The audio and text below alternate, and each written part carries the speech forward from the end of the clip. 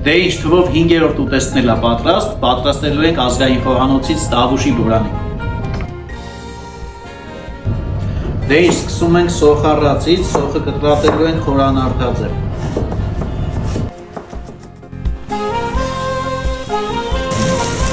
Ավելացնում ենք չոր աջիկան, սև պրպեղը և աղը։ Հետո ավելացնում ենք արդեն մեր կտրատված շրերի խառնուրդը, ստեղ կա լոլիկիչիր, սալորաչիր և ծիրանաչիր։ Եվ սա կպատրաստվի, տապակվելուց նվայր արդեն կտրատում ենք խորանարդաձև տաղը։